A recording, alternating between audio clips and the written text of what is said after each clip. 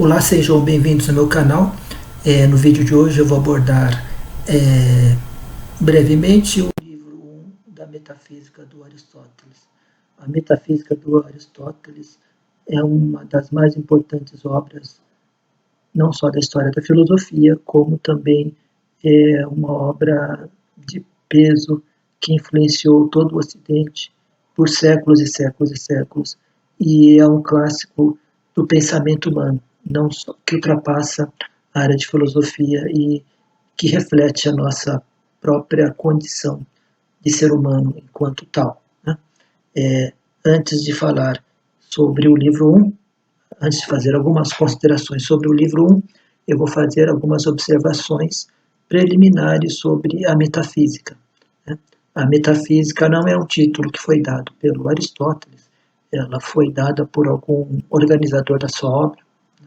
A obra do Aristóteles ela é extremamente vasta, ela aborda basicamente todos os assuntos recorrentes ao saber, ao conhecimento humano. Ela aborda a questão da biologia, da física, né, que hoje em dia nós chamaremos de ciências naturais. Ela aborda as ciências humanas, a política, a ética. Ela aborda a questão da retórica, da arte. Ela aborda a questão da lógica, com o órgão. Ela aborda também a questão da metafísica, né? Mas então, voltando, o que seria a metafísica? Na organização das obras do Aristóteles, após a física, havia as obras que estavam ao lado da física, então que estavam além da física, e nisso originou-se o título de metafísica, né? Algo que está, uma investigação que está além das ciências físicas, além das ciências particulares físicas, que estudam a natureza. A natureza, por exemplo, que estaria além da física, que estaria além dos princípios da biologia e da psicologia. A psicologia aqui não é a psicologia tal como nós entendemos hoje, ela envolve algo de natural também, né? Então, feita essa primeira ressalva do título da metafísica, que não foi dado pelo Aristóteles, né, o conteúdo dessa obra, que nós denominamos atualmente como metafísica, ela não é um conteúdo sistematizado, né? O Aristóteles, apesar de utilizar uma linguagem rigorosa, no entanto, muitas das obras foram muitas vezes compiladas, então nessa metafísica ela há temas variados e conceitos que se justapõem de várias maneiras, né? Então nós podemos abordá-las em partes separadas e depois tentar articulá-las. No entanto, essa articulação ela nunca será uma articulação que resultará, vamos dizer assim, numa obra inteiramente articulada e orgânica. Nós poderíamos, apesar dessa diversidade de temas, nós poderíamos dar 4 características gerais do que são atribuídas a essa obra chamada de metafísica. Então, a primeira característica seria a ciência dos primeiros princípios. Cada ciência particular, ou cada arte em particular, elabora os seus próprios princípios, referentes ao seu objeto. E esses princípios são princípios que só servem para aquele objeto daquela ciência em particular. A metafísica, em tese, ela não tem nenhum objeto específico. O objeto dela são todas as coisas existentes, né? Então, a metafísica, ela trata como ela trata de tudo, ela é mais universal do que qualquer ciência. Ela é mais universal do que a astronomia, ela é mais universal do que a física, etc, etc, etc. Então, esses primeiros princípios seriam os primeiros princípios universais que estariam,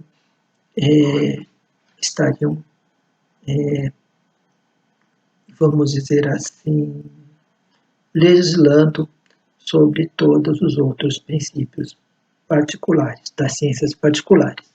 É o estudo do ser enquanto ser, é o estudo do primeiro ser, que seria o que nós identificaríamos como Deus ou como motor imóvel. O Aristóteles chama de motor imóvel um ser que ele organiza as coisas, organiza o universo. Ele não é confundido, ele não pode ser confundido com o Deus da religião, porque não se trata aqui de religião, e ele não pode ser confundido com o Deus Criador, na medida em que ele é mais um Deus que, a partir de uma matéria informe, dá forma a essa matéria. Né? Aliás, um dos temas fundamentais da metafísica é a relação entre matéria e forma. No entanto, esse motor imóvel é o que faz com que todo o universo, a partir das estrelas fixas, eles entrem em movimento circular, e os corpos do mundo sensível também têm um movimento. Então, é a partir desse motor que ele gera o movimento. Seja ele um movimento de deslocamento, seja ele um movimento nas ciências particulares, que a gente poderia chamar de geração e corrupção. Né? Na ciência, basicamente, que investiga os seres vivos. No entanto, esse motor, ele não se move. É como se fosse um motor que organizasse o universo a partir do movimento, porque o universo é basicamente um movimento.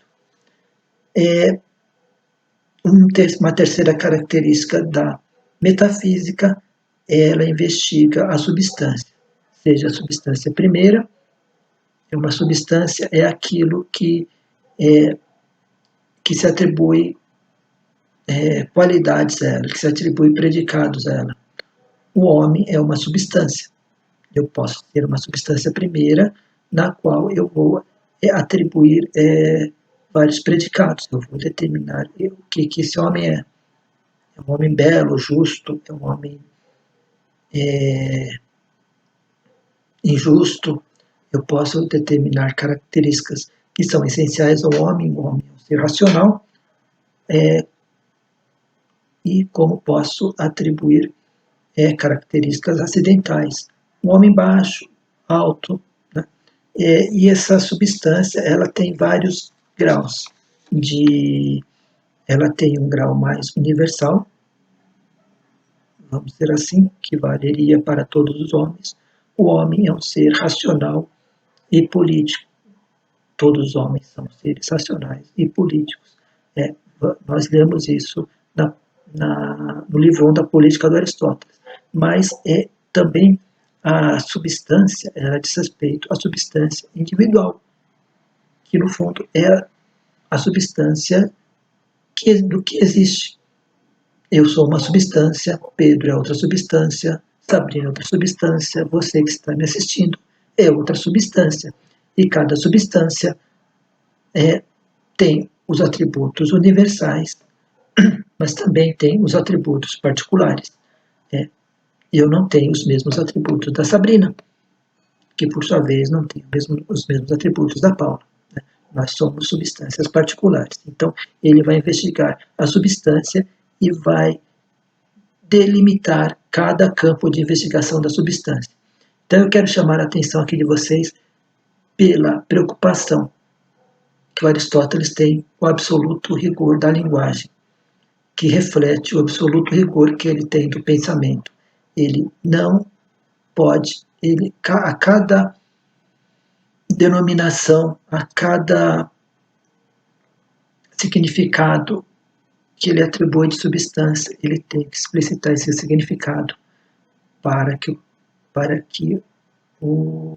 a linguagem seja clara e para que as pessoas que o leem ou que assistiam às suas aulas, para que elas não façam confusão e não distorçam o seu pensamento. Então, é um pensamento inteiramente racional. Ele argumenta de forma totalmente racional. E para argumentar de forma totalmente racional, ele toma muito cuidado com os conceitos que ele usa, que ele expressa na linguagem da qual ele, no dialeto grego, no dialeto do qual ele se expressa. Né? Se não me engano, é o dialeto dórico. Então, aqui nós temos ainda um quarto. Então, essas são as características. Na verdade, eu falei 4, mas são 3. As 3 características. Ele estuda uma quarta característica também, eu poderia atribuir como um desdobramento da primeira característica, que é a ciência dos primeiros princípios. A quarta característica seria o estudo das causas, né, das causas primeiras. Ou seja, o que define uma coisa existente são as causas que geram essa coisa. Então, ele vai abordar a teoria das causas primeiras. Então, recapitulando, as 4 características gerais que são atribuídas especificamente à metafísica, à ciência dos primeiros princípios, a investigação das causas primeiras, que determinam como as coisas são, da onde elas vêm, para onde elas vão, como elas são geradas, do que elas são feitas, qual é o seu formato. Não é? Uma terceira característica, ela é uma ciência que investiga o estudo do ser enquanto ser, desse ser imóvel. E a quarta característica ela investiga a teoria das substâncias. Bom, uma última consideração preliminar é que Aristóteles ele tem muita preocupação em delimitar cada campo de investigação, cada campo de saber. Então ele limita, ele tem essa mania de organizar o conhecimento humano em campos de saberes. O conhecimento mais alto é o conhecimento da ciência teorética, que eu poderia identificar aqui como sendo o conhecimento também da própria metafísica. Ela investiga os princípios da natureza independente da vontade humana. Só que a metafísica investiga os princípios gerais de toda a natureza, do universo. Né? Então ela está até um pouco acima, vamos dizer assim, da ciência física, das ciências biológicas. Ela é a ciência das ciências. No entanto, ela é a ciência teorética. Ela é totalmente universal, é abstrata. Ela está muito longe do conhecimento sensível, que é dado basicamente pelos sentidos. Então, ela está num grau mais alto de todo o campo de investigação do conhecimento. Uma outra ciência é a ciência da ação, ou a praxis. Né? A gente poderia chamar também de arte. Aqui, a praxis se refere à ação humana. Então, ela investiga os valores que guiam a ação humana. Né? Aqui ele está tratando basicamente da ética e da política. Né? A ação do homem em meio à sociedade. Então, essa é uma ação, é um campo de investigação, se falando contemporaneamente, fazendo a distinção de sujeito e objeto. O sujeito, que investigação, que é o homem, ele investiga a ação cujo objeto é o próprio homem. Né? Então, a finalidade é o próprio homem, o produto é o próprio homem. Qual que é esse produto dessa investigação? É a ação humana, norteada pelos valores éticos e morais. Então, é uma longa reflexão que ele faz, por exemplo, na ética Nicômaco e na política. E aqui uma terceira fonte de conhecimento, que ele identifica como fonte de conhecimento, vamos dizer assim, da ciência, um conhecimento mais teórico, seriam aquelas ciências cuja investigação gera um produto. Então, por exemplo, uma ciência que investiga como a lente funciona e eu vou dar uma utilidade a essa investigação. Eu vou fazer um produto de como a lente do funcionamento da lente. Qual é o objetivo? Não é simplesmente estudar a relação entre a luz, a lente e a anatomia do olho humano. É fazer com que produzir algo a partir de uma investigação que seja útil para o homem. No caso da lente, eu vou produzir os óculos que são úteis para que o homem melhore a sua visão. Então, o produto ele é totalmente interessado, ele tem uma utilidade, ele tem uma interferência na sociedade. Né? Então, ele elabora um produto, o homem investiga, ele faz uma metodologia de investigação e essa metodologia gera um produto que vai ter uma utilidade. As ciências teoréticas, elas não têm utilidade nenhuma. Elas estão no mais alto grau e elas não têm a utilidade. Por exemplo, eu posso investigar os princípios do universo, eu posso investigar a trajetória de um astro, por exemplo, no período de um ano. E qual a utilidade prática desse conhecimento? Em princípio, nenhum. Né? Eu não, e tanto é que não tem utilidade prática, eu não vou fazer esse tipo de conhecimento da trajetória de um astro no ano, eu não vou fazer, não tenho como objetivo fazer nenhuma intervenção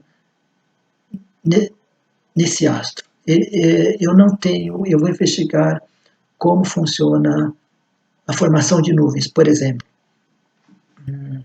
Para o grego, não teria sentido investigar como as nuvens se formam para que se produza chuva numa determinada época do ano e não em outra, para provocar a chuva ou evitar a chuva. Né? Então, não há essa intervenção da natureza cujo objetivo básico é o da ciência moderna e não da ciência antiga. A ciência antiga ela é uma ciência puramente contemplativa. Eu vou conhecer as coisas porque o homem é um ser que conhece as coisas, que deseja conhecer as coisas. Então, é esse o objetivo dele. Não é conhecer as coisas para como as coisas funcionam, para alterar o funcionamento, muitas vezes, das coisas para o nosso benefício.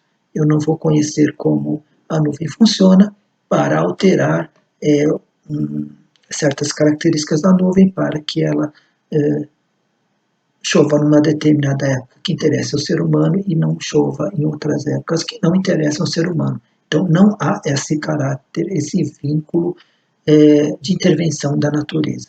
Né? A ciência é meramente contemplativa. E por quê? Mas, então, ela é contemplativa, ela não tem utilidade, e por que o homem, ainda assim, ele faz ciência? Então, aí nós entramos no capítulo 1 da metafísica, que se inicia com a célebre frase: todos os homens, ou seja, uma proposição universal, todos os homens, por natureza, desejam conhecer.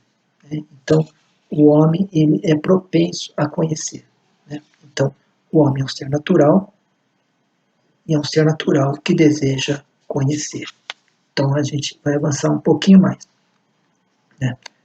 O primeiro conhecimento, que não é exclusividade do ser humano, é o conhecimento que vem através dos sentidos, dos 5 sentidos, da visão, do tato, do olfato, né? Da audição, do paladar. Né? No entanto, muito já se falou, muita tinta já se escreveu, que o sentido, por excelência, associado ao conhecimento, é o sentido da visão. Né? Então, todas as metáforas, todas as imagens criadas em relação ao conhecimento associam o conhecimento ao sentido da visão. Né? Tem um artigo do Lebrun, que agora eu esqueci o nome, que parece que associa, que faz uma análise detalhada desse tipo de tradição do conhecimento, de associar o conhecimento ao campo da visão. Parece que o nome do artigo é Luz e Sombra em Platão. Eu vou deixar depois um link para esse artigo do Lebrun. Então, no entanto, os sentidos não são exclusividade dos seres humanos. Todos os animais, ou a maioria dos animais, ou todos os animais possuem. E a maioria dos seres vivos também possuem. No entanto, nem todos os seres vivos, por outro lado, possuem a memória. A memória que tem aquilo que a visão, que os sentidos nos forneceram, não só a visão. Ora, o homem, ele tem os sentidos, ele tem a memória que retém o que os sentidos captaram, e isso gera experiência. A experiência, por exemplo, eu vivo uma situação particular hoje. Daqui a 2 dias, essa situação, ela, vamos dizer assim, ela se repete, ou ela é muito similar à vivida hoje. Eu tenho um problema X, eu percebo que eu tenho esse problema X. Perto da minha casa, eu encontro com outra pessoa que tem o mesmo problema X, e assim por diante. E eu percebo que esse problema ele é recorrente. Então aqui eu tenho uma experiência que vai um pouco além do meu primeiro conhecimento com os sentidos, né? Eu sei que as pessoas têm um determinado problema. Vamos dizer, as pessoas têm um determinado problema de saúde. Eu peguei uma gripe ao tomar muito vento e não me vestir adequadamente e não me agasalhar adequadamente. O meu vizinho também teve o mesmo tipo de experiência. Ele teve uma gripe porque ele não e ele não se agasalhou corretamente e ele pegou o vento. A experiência, nós sabemos o que? Ela é aprendida pelos sentidos e nós fazemos um juízo de início particular. Eu peguei gripe. Ontem eu tomei vento, ontem eu não me agasalhei e peguei uma gripe. Eu experienciei isso. A arte, por sua vez, é uma generalização dessas experiências. Então, eu faço um juízo universal e digo que todos aqueles que pegaram uma gripe e eles pegaram vento, eles não se agasalharam direito e ele pode investigar várias outras causas do porquê que as pessoas pegaram gripe. Então isso é uma arte. Você estabelece um método, uma série de procedimentos a partir das experiências e você, para além dos porquês e das causas particulares, tenta achar as causas comuns que produziram a gripe nesse grupo de pessoas num determinado bairro de São Paulo, por exemplo. Então, a medicina é uma arte para o Aristóteles. Você estabelece alguns princípios muito básicos, estabelece porquês que não se referem à experiência particular, mas se referem à experiência de um grupo específico, né? Estabelece um método de investigação que levaria à cura dessa gripe, né? Então, isso é uma arte. Ora, essa arte ela pode ser ensinada. Por quê? Porque, vamos supor, do outro lado da cidade, várias pessoas individualmente têm a mesma experiência da gripe. Alguém se informa de como as pessoas num outro ponto da cidade foram curadas. Qual é o método? Ela vai aplicar o mesmo método para obter o mesmo resultado, um resultado muito similar.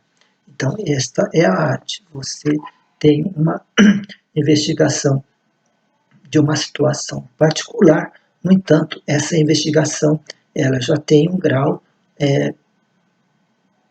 razoável de universalidade. Eu não fico nos casos particulares. Estabeleço um juízo universal. As pessoas são curadas com um remédio X, Y, Z, com repouso, etc, etc. Bom, e a ciência? A ciência estaria acima da arte. A ciência estabelece premissas mais universais e mais gerais, que muitas vezes vão abranger os vários tipos de arte. Então aqui nós temos vários graus de hierarquia, né? Eu já abordei um pouquinho isso aqui nas considerações gerais. O Aristóteles, então, ele está falando isso. Ou seja, retomando, os homens, eles têm a propensão ao conhecimento, porque eles têm o desejo natural de conhecer as coisas. E a partir disso, eles vão elaborando graus cada vez mais complexos, vamos dizer assim, cada vez mais elaborados de sabedoria e de conhecimento. O grau mais alto seriam as ciências teoréticas, que é exatamente a ciência que está mais longe dos sentidos, e por isso, muito provavelmente, seja a ciência mais difícil, trabalhosa de ser apreendida. A ciência mais suprema, a mais desinteressada, é a filosofia. Daí, sei lá, aquela célebre frase, né, de que com filosofia ou sem filosofia o mundo continua tal qual ele é. É uma frase no mínimo duvidosa, mas vamos lá. Então, a filosofia é o conhecimento de todas as coisas, que ele está acima da ciência particular.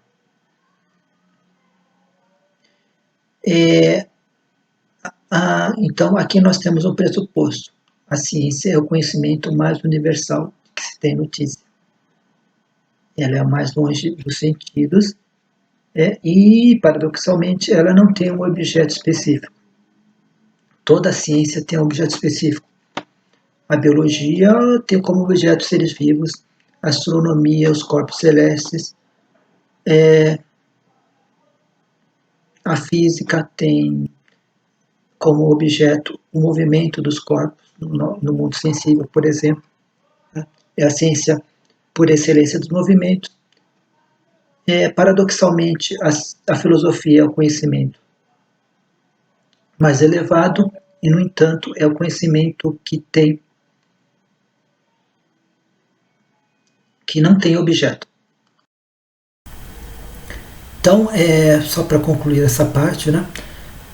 Retomando a filosofia, que no primeiro momento é identificada a própria metafísica, seria a ciência das ciências, ou seja, ela não tem nenhum objeto específico, particular, para investigar. Ela investiga o princípio das coisas, de todas as coisas que estão no universo, que estão na nossa realidade. Então, o que ela investigaria seriam os primeiros princípios, os princípios mais universais de todos e as causas primeiras. Estou juntando aqui os primeiros princípios com as causas primeiras, né? E para confirmar isso, agora vai começar uma parte muito interessante da metafísica do Aristóteles, que ele vai começar a dialogar com toda a história da filosofia que o precedeu. Então isso é muito interessante porque o Aristóteles, basicamente ele faz o que hoje em dia a gente denominaria como o estado da arte. Ele tem a teoria das 4 causas, ele tem os princípios da metafísica, no entanto, ele vai fazer, vamos dizer assim, um inventário, ele vai fazer uma retrospectiva de tudo o que já até a época dele, de tudo o que os outros filósofos disseram, de todas as teorias que os outros filósofos elaboraram sobre a questão dos princípios universais e das causas primeiras, né? Isso basicamente é um estado da arte muito bem feito, né? E isso também é um diálogo do Aristóteles e é de uma honestidade intelectual, vamos dizer assim, muito grande. Então ele faz algo dialógico, vamos dizer assim. Ele dialoga com outros filósofos. É claro que ele caracteriza os outros filósofos com a visão específica dele para favorecê-lo. Né? Isso não resta dúvidas. No entanto, não deixa de ser uma coisa, vamos dizer assim, extremamente curiosa, interessante, esse diálogo do Aristóteles com os outros filósofos. Né? E no final desse vídeo nós vamos ver o diálogo crítico que ele estabelece com o seu grande mestre, que é o Platão. Né? Mas então, retomando aqui o texto, o Aristóteles ele vai falar que os filósofos, os chamados filósofos pré-socráticos, que seriam os primeiros filósofos que investigaram o princípio das coisas, o princípio da realidade, o princípio do universo, esses primeiros filósofos, eles já elaboraram de uma certa forma os princípios universais e as causas fundamentais e primordiais que geram a nossa realidade e que geram não só as coisas, como geram o movimento que é produzido pelas coisas existentes. Seria não só o movimento de deslocamento, mas principalmente o movimento da geração e da corrupção, em se tratando de seres vivos, ou seja, qual é a gênese de um ser vivo, como ele germina, como ele nasce, como ele cresce, como ele se desenvolve e como ele perece, como ele morre. Né? Então, isso só é possível porque, retomando o Aristóteles, a filosofia, os filósofos, eles são movidos pelo conhecimento pelas causas e porque o homem, diante do universo e diante da natureza, ele se espanta e ele deseja conhecer. Então ele dá assim até um grau maior, assim, vamos dizer assim, de assertividade em relação ao conhecimento. Né? Não é o conhecimento da filosofia não é um conhecimento qualquer, é um conhecimento sobre os princípios do universo, sobre o princípio das coisas. Só que esse conhecimento ele só se torna uma teoria, ele só se torna um saber porque ele tem um impulso muito grande. O homem, o ser humano, vê o universo e se espanta como o universo se comporta, como as coisas funcionam. Ele deseja conhecer essas coisas. Então, esse espanto inicial, esse maravilhamento, esse deslumbramento com a natureza é que impulsiona o conhecimento humano. Né? E lembremos-nos que qualquer conhecimento racional era chamado de conhecimento filosófico, no início da filosofia. Né? Não existia a divisão entre ciências humanas, exatas, biológicas. Né? Essa divisão de falar que há uma parte antropológica no Aristóteles, que é a política, e a ética, uma parte que o Aristóteles aborda, faz uma investigação natural, é uma divisão que é feita mais com os olhos contemporâneos. Né? Então,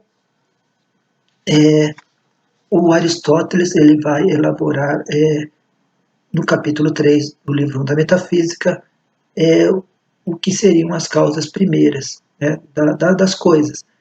Aqui teriam 4 causas, eu poderia acrescentar uma causa a mais. Né? No livro da Metafísica, o Aristóteles ele diz que os 4 sentidos da causa são a substância que deve receber os atributos, né? Que seria também forçando um pouquinho a barra matéria. Então essa é uma substância.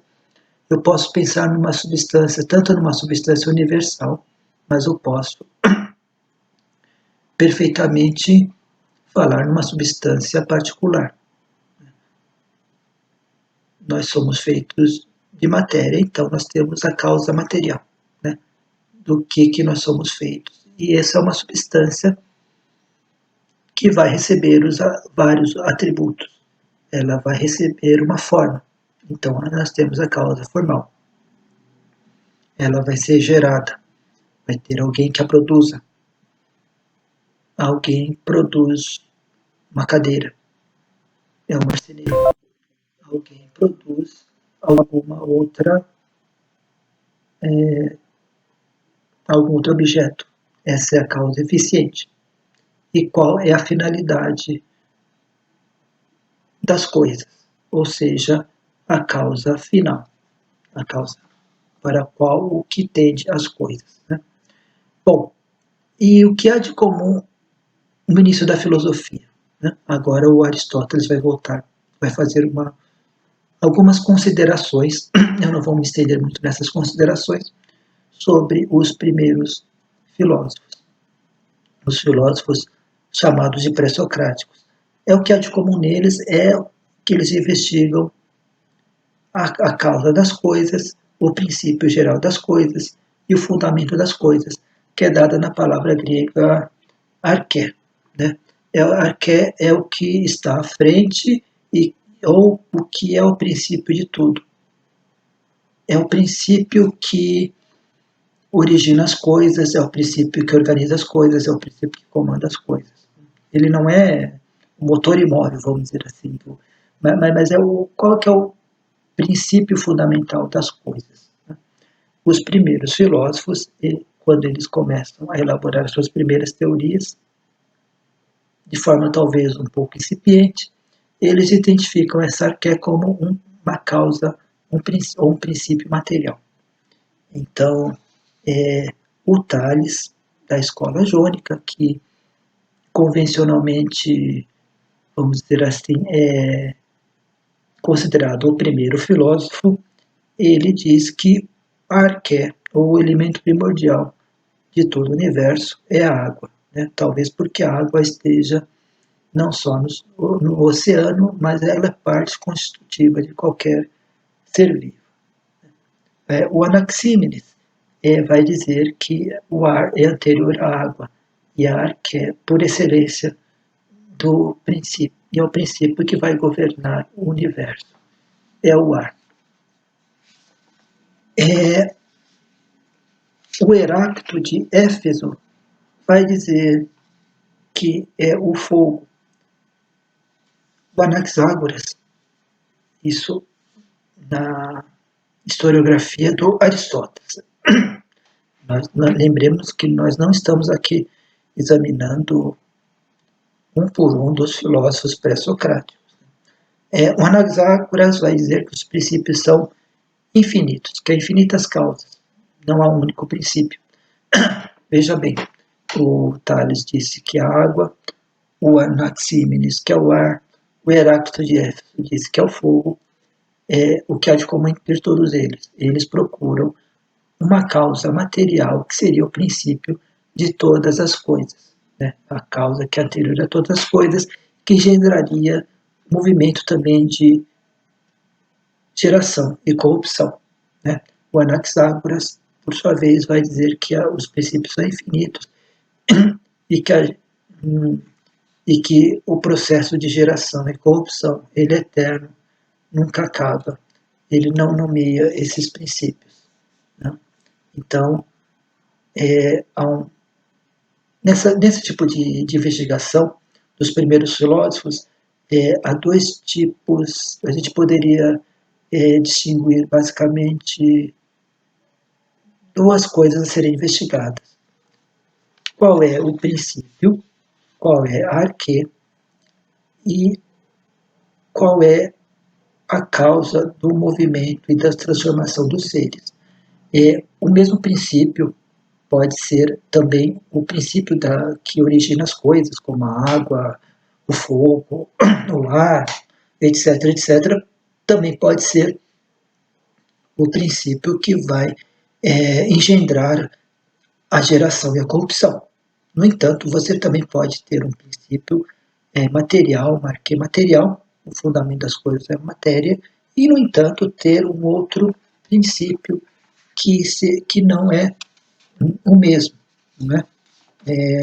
Tem um outro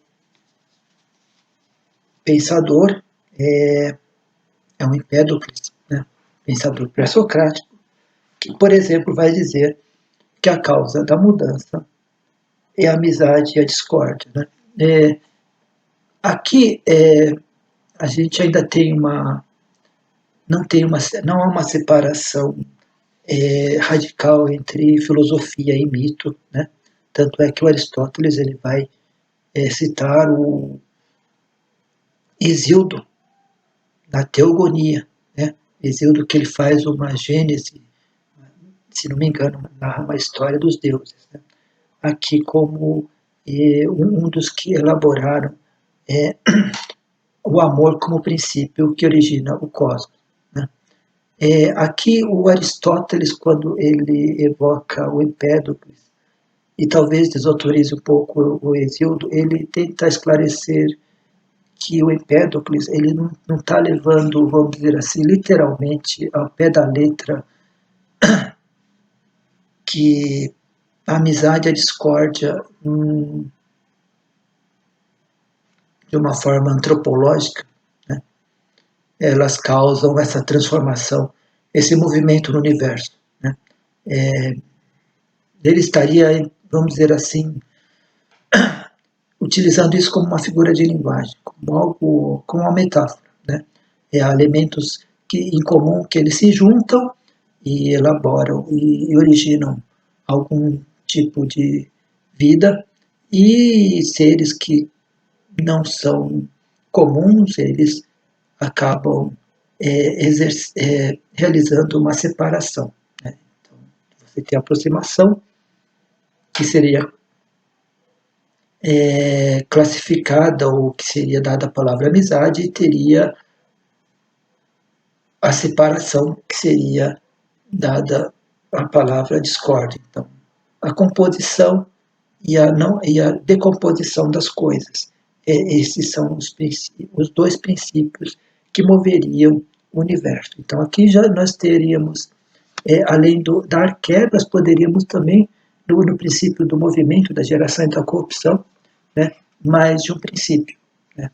Ou até, como o próprio Anaxágoras diz, os princípios são infinitos. Né? Nós não podemos classificá-los.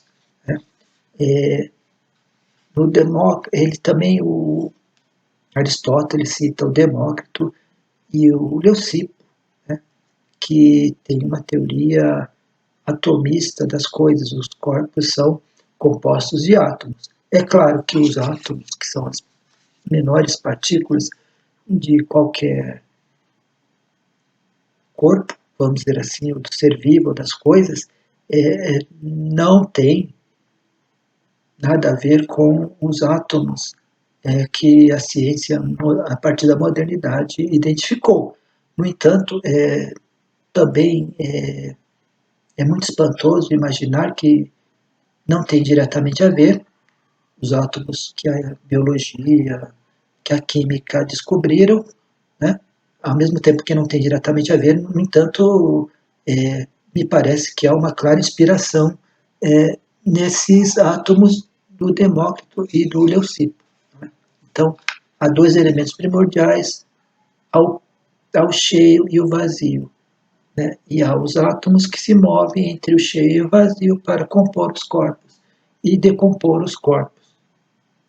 Não é? Se não me engano, é o Epicuro, que não faz parte dos pré-socráticos, ele dizia a seguinte coisa, né? Não tenha medo da morte.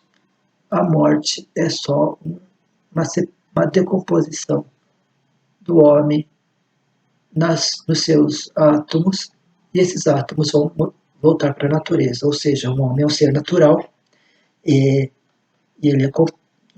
o que faz dele um ser natural é que ele é composto desses átomos que o mantém vivo. Quando cessa as atividades vitais do ser humano, né, esses átomos que estavam agregados, que estavam juntos, né, lembrando um pouquinho até o Empédocles, né, esses átomos que estavam agregados, né, em amizade, eles vão fazer uma discórdia tamanha e eles vão se decompondo e cada um vai para uma parte da natureza, ou seja, o homem é um ser natural, ele não existe vida eterna, ele não vai para o céu, para o inferno, ele não vai para uma zona desconfortável, nem para uma zona confortável, ele é ser natural e vai voltar para a natureza. Ele se decompõe em átomos, né? Então, o que o Aristóteles ele pretende aqui? Ele pretende identificar nessa história da filosofia os vários tipos de princípios de causas investigados por esses filósofos. E ele vai argumentar no seguinte sentido: ele vai fazer uma argumentação, uma apreciação crítica, né? O que faltou, o que tem de positivo, o que tem de consistente nessas teorias e o que não tem de consistente nessa teoria. Então, a maioria deles aponta uma causa material e uma causa eficiente. Ou seja, o que é isso? O que produz um determinado processo na natureza, o que produz a geração, a corrupção, é um princípio, é uma causa eficiente. O substrato é uma substância, é uma causa material universal. Pode ser o ar, o fogo, ou pode ser o composto: ar, água, terra, fogo. E então, ao longo da curta história da filosofia, né, dos primeiros filósofos até o tempo do Aristóteles, ele faz essa análise crítica de todos os filósofos, né? Um dos principais filósofos, ou uma das correntes filosóficas que o Aristóteles, ele, vamos dizer assim, ele cisma, ele se detém e faz várias e várias críticas, seriam a escola pitagórica, né, que faz um paralelo entre o processo que ocorre na natureza com a matemática, né? Todas as coisas na natureza parecem ter uma ordenação matemática, parecem ter uma proporção, parecem ter uma ordem matemática, parecem ter uma medida que pode ser extraída de algum procedimento matemático. Daí, feita essa analogia, o que o Aristóteles basicamente critica é que o próprio número ou a própria matemática serve como base tanto para ser a substância como a transformação dessa substância. Então, ele diz que isto é um erro de linguagem. Você faz uma analogia ou uma comparação e só que faz de uma tal forma que você faz com que essa comparação se transforme não numa mera analogia, mas na própria realidade, ou seja, as coisas têm uma ordem, as coisas têm uma proporção. Então, você tem a teoria da proporção, por exemplo, me lembrei do livro do Euclides, né? A geometria euclidiana, você tem uma proporção. A teoria das proporções está no livro 5 da geometria euclidiana. E essa proporção você aplica lá para elaborar a medida dos objetos físicos, você usa a geometria para inúmeras coisas úteis também na natureza, né? Mas a escola pitagórica, ela, ao fazer essa analogia, ela força, dizendo português claro assim, ela força tanto a barra que essa analogia ela se transforma na própria realidade. A matemática é a própria, ela está contida na própria substância e ela é a que origina a transformação dessas substâncias, né? Então, a matemática, ou os princípios da matemática, né? O infinito, o uno, maior, o menor, né? Então, para o Aristóteles, essa é uma analogia superficial. Então, de uma certa forma, esta crítica, pensando de um modo mais geral, é uma crítica que incide diretamente sobre o pensamento e sobre a linguagem. A linguagem, se não for rigorosamente utilizada, pode, como consequência, gerar paralogismos, pode gerar erros de pensamento, né? Ou vice-versa. Um erro do pensamento induz também numa linguagem pouco rigorosa, né? E daí isso não resulta nada, resulta numa teoria muito fraca, né? Bom, agora eu vou passar para, vamos dizer assim, para a parte mais significativa do livro da Metafísica, que é quando o Aristóteles ele faz um exame crítico da teoria das ideias do Platão, né? Então, o que é a teoria das ideias do Platão? Dito de forma muito esquemática, né? Você tinha dois pensadores pré-socráticos, denominados de pré-socráticos, que tinham teorias muito opostas. Você tem o Parmênides, que diz que o ser é imóvel, o ser e o não ser não é. O que é o não ser? O não ser é a mobilidade, é o que nós percebemos com os sentidos, e o ser nós captamos por meio da razão, do pensamento. Ora, nós só podemos captar algo por meio da razão do pensamento, algo que não se transforma, algo que não se move. Portanto, as coisas imóveis são verdadeiras, as coisas que não se movimentam não são verdadeiras. Então, eu não posso começar a elaborar um conhecimento sobre, vou dizer isso de uma forma bem simplificada, eu não posso elaborar um conhecimento sobre um determinado objeto, um determinado ser vivo, se esse ser vivo,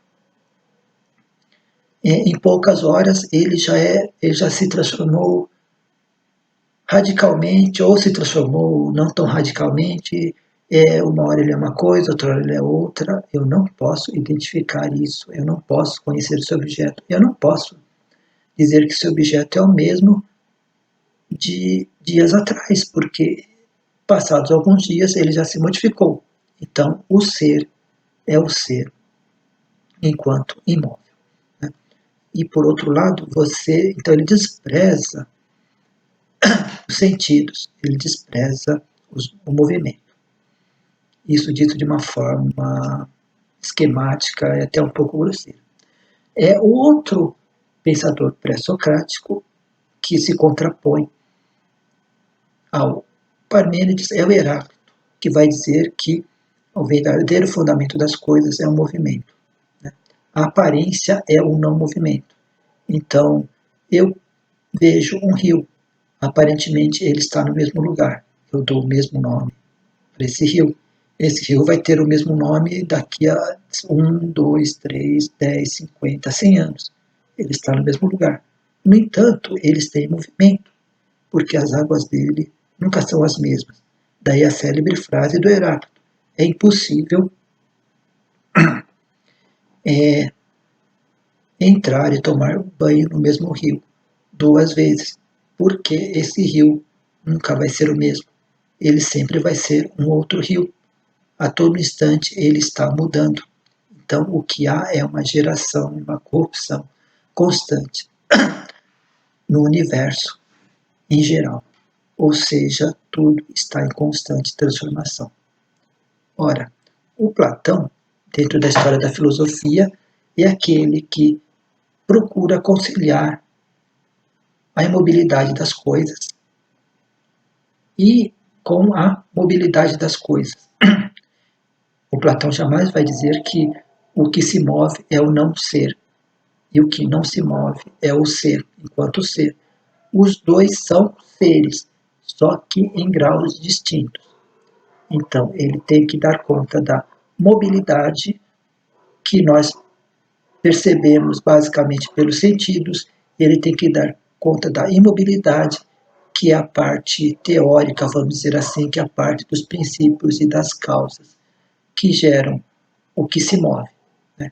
Então, ele tenta fazer uma síntese entre esses dois pensamentos opostos, entre o pensamento do Platão, não, entre o pensamento do Parmênides e o pensamento do Heráclito. Para isso, ele cria a teoria das ideias. O que seria basicamente essa teoria das ideias? Você tem um universo totalmente inteligível, apreendido racionalmente, que é o universo das ideias. Ela estaria acima do universo do mundo sensível. Então você tem o mundo das ideias e você tem o mundo sensível, que é o mundo no qual nós percebemos as coisas. E esse universo sensível que o homem vive, ele percebe as coisas em constante movimento, em constante geração e corrupção. É esse mundo sensível no qual nós vivemos, ele é um mundo que ele é a cópia do mundo das ideias. De uma certa forma, Platão está querendo dizer que a causa do nosso mundo sensível, das ideias que nós temos no mundo sensível, ela vem do conhecimento do mundo das ideias. O mundo das ideias causa o mundo inteligível é a causa do mundo na qual a gente vive. Então, por exemplo, vamos supor o seguinte, dar um exemplo bem simples. Eu sou um carpinteiro, eu sou um construtor de móveis e alguém me encomenda fazer uma cadeira. Né? Se eu não tiver a ideia universal de cadeira, jamais eu vou fazer a cadeira na qual estou sentado, que é uma cadeira particular. Então, eu tenho um conceito universal de cadeira e eu vou fazer uma cadeira. Só que essa cadeira é uma cópia desse conceito universal de cadeira, é uma cadeira particular. Eu tenho que aplicar uma ação justa. Eu sou um juiz e vou deliberar. Eu tenho que ser justo na minha decisão.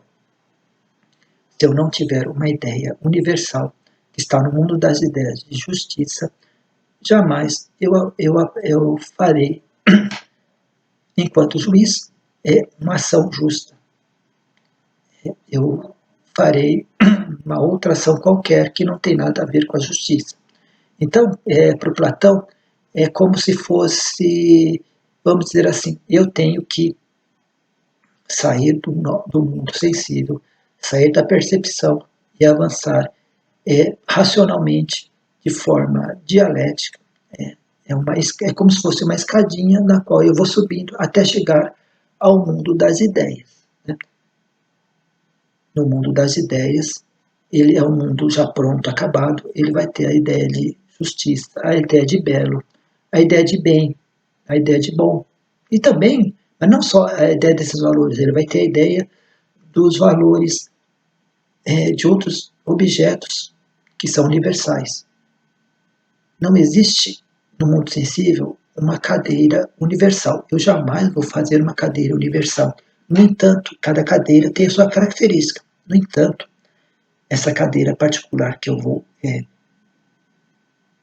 fazer no mundo sensível, ela é tirada do conhecimento que eu tenho do mundo das ideias, da cadeira universal. Qualquer ação justa que eu faça, qualquer tomada de atitude justa que eu faça, jamais será a ideia de justiça em si, a ideia da justiça universal. No entanto, ela é uma cópia, ela é como se fosse uma participação dessas ideias. Né? Então, aqui eu vou... Isso, de grosso modo, é a teoria do mundo das ideias do Platão. Né? De cara, o Aristóteles vai falar que no Platão há dois estatutos de realidade completamente diferentes. O mundo das ideias não tem nada a ver com o mundo sensível no qual nós vivemos. Então isso já traz uma primeira dificuldade, na medida em que, se é o mundo das ideias que é a causa do nosso mundo sensível, né, como nós temos duas realidades completamente distintas e diferentes, né, como é que vai se dar essa comunicação entre a realidade do mundo das ideias e a realidade do mundo sensível. Aqui no capítulo 9, eu fiz vamos dizer assim, eu fiz uma sistematização de 6 objeções que o Aristóteles faz em relação à teoria das ideias do Platão. A primeira objeção do Aristóteles é a de que há uma duplicação das coisas. A teoria das ideias gera uma duplicação das coisas. Então, a cadeira corresponde a uma ideia de cadeira. A uma coisa bela corresponde a ideia de belo. A uma coisa justa corresponde a uma ideia de justa. Então, o mundo das ideias é uma poluição tremenda. Ora, se o mundo das ideias é identificado como o mundo das causas primeiras ou o mundo dos princípios, esses princípios, na maioria das teorias, eles são poucos. Há uma lei que se aplica a várias e várias, ou a poucas leis que se aplicam a vários e vários fenômenos.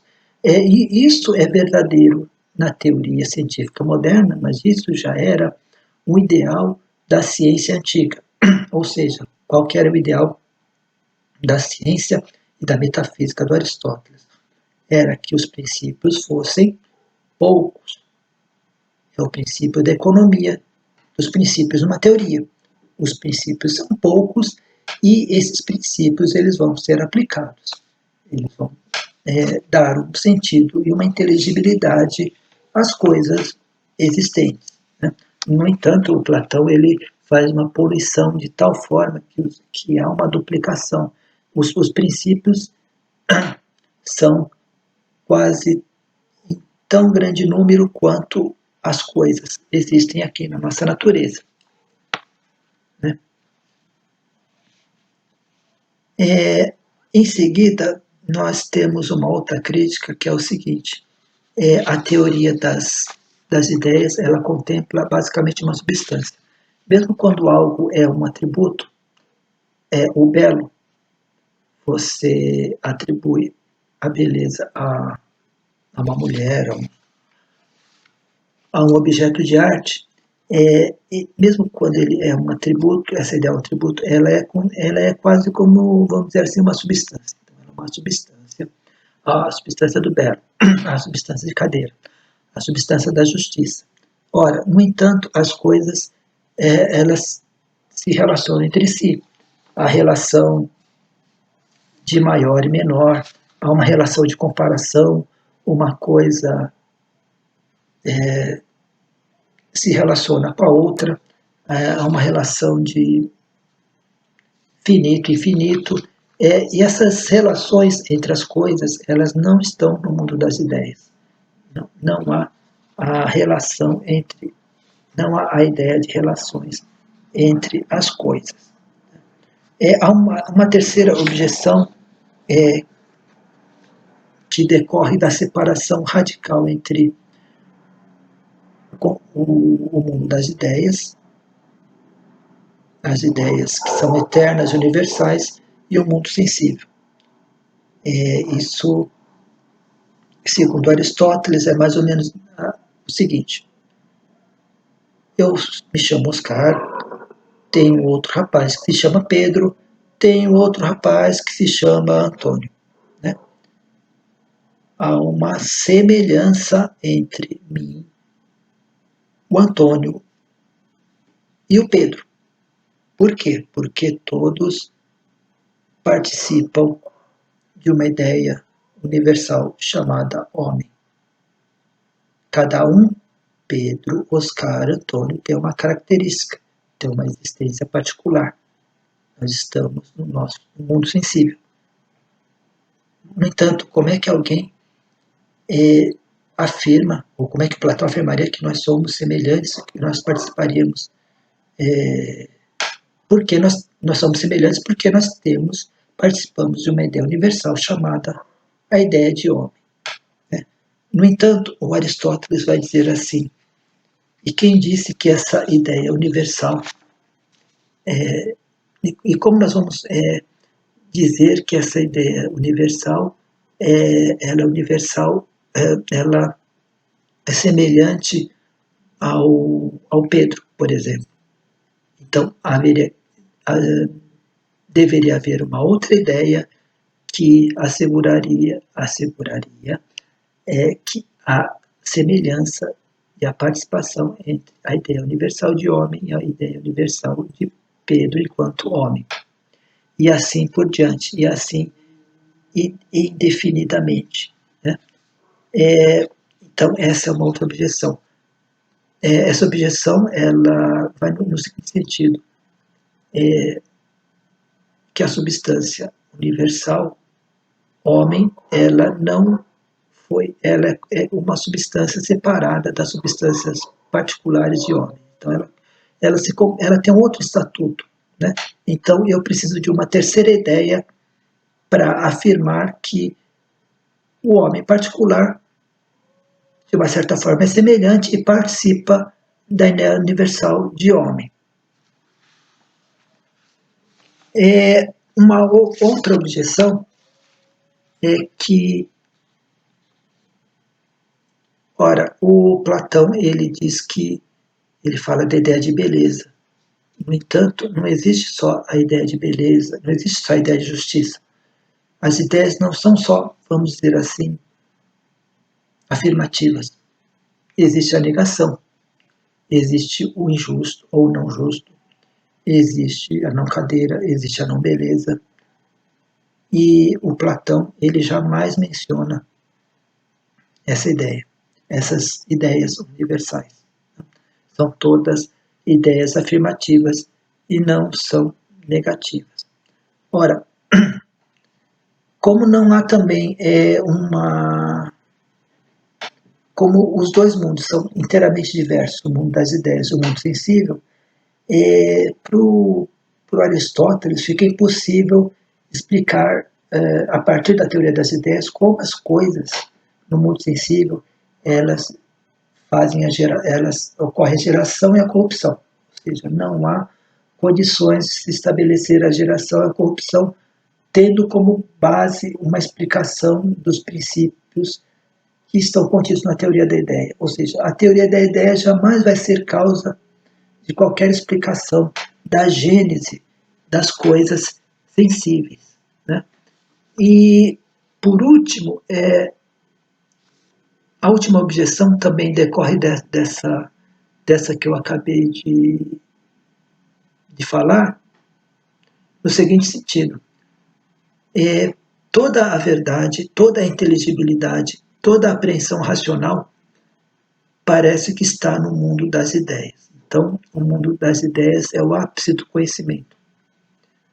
Só que para você chegar a esse conhecimento, você, como eu já disse, vai subir numa escadinha. Só que a impressão que eu tenho quando Aristóteles faz essa última crítica é que essa escada, ela vai chegar no ponto que ela não vai levar a lugar nenhum, porque ela está cindida a uma cisão radical entre essa escada. Por quê? Porque, do ponto de vista ontológico da realidade, o mundo das ideias não tem nada a ver com o mundo sensível. Ou seja, é impossível subir toda essa escada. E para aqueles que sobem toda a escada, se essa escada conseguir o topo dessa escada conseguir ser atingida por aqueles que o Platão denomina como filósofos, aqueles que vão ver a luz que está fora da caverna, elas vão ver a realidade que seria a própria verdade. Né? Esse peso que o Platão confere à verdade, ao mundo das ideias, ele desmerece, ele esvazia qualquer sentido que há no mundo sensível. É como se o mundo sensível não participasse do conhecimento, ele fosse totalmente esvaziado de sentido. E a única coisa capaz de dar sentido a esse mundo sensível é algo que lhe é externo. E algo que lhe é externo está no mundo das ideias. Não é que a justiça ela é vamos dizer assim, ela chega... O Platão não chega à ideia de justiça a partir da observação de vários atos justos que são particulares, e ele, vamos dizer assim, por uma certa indução, ele chega à ideia de justiça. A ideia de justiça já está pronta, já é um modelo universal que vai ser aplicado às ações dos homens. E as ações dos homens, se forem semelhantes à ideia da justiça, se houver uma participação com a ideia da justiça, elas serão classificadas como justas. Se não, elas não vão ser classificadas como justas. Então, só que, para o Platão, então, não há ele não parte da generalização de casos particulares, de ações justas que ocorrem no mundo sensível, para chegar a uma ideia universal de justiça. A ideia já está pronta. Ora, se a ideia já está pronta e a ideia é simplesmente aplicada, vamos dizer assim, de cima para baixo, do mundo das ideias para o mundo sensível, né? Então, a ideia de justiça é aplicada como uma forma para o mundo sensível ele mesmo, ele não tem qualquer sentido. Ele espera que algo externo dê o sentido, dê a orientação, dê a causa final a ele, dê a causa eficiente, né? No entanto, esse mundo sensível, ele é absoluto, ele é imóvel. E como é que algo que é absoluto, imóvel, nunca se transformará? Como é que esse algo vai se relacionar com esse mundo sensível? Então, dessa caracterização, dessa diferença radical entre esses dois universos, entre esses dois domínios, né, fica difícil explicar como esses dois universos eles se relacionam. Então, isso é algo muito complicado para o Platão, né?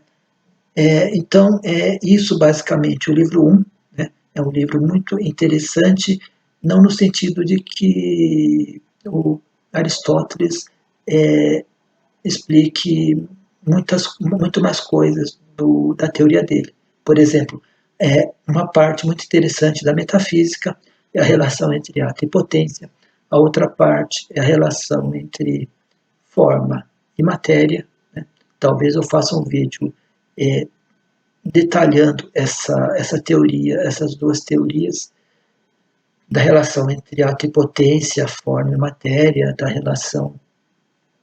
da questão do motor imóvel. Eu faço um outro vídeo relativo a isso, mas o mais interessante do livro da metafísica é esse diálogo que o Aristóteles ele faz com os seus predecessores e com seu mestre. É um diálogo, do meu ponto de vista, totalmente respeitoso, é um diálogo respeitoso, é um diálogo frutífero, é um diálogo que é necessário, ele não pode ignorar aqueles que o precederam, ele é, do ponto de vista intelectual, é totalmente ético, é totalmente honesto, ele não pretende afirmar que ele criou a teoria dele a partir do nada, a teoria dele é uma sistematização, de uma certa forma, é um aperfeiçoamento das teorias antigas. Ele possui um profundo conhecimento em todas as áreas do conhecimento, e é isso que faz a riqueza do livro 1 da metafísica do Aristóteles, esse diálogo que o Aristóteles se predispõe a fazer com a história da filosofia até o momento presente no qual ele vive. Então é isso, muito obrigado e até mais.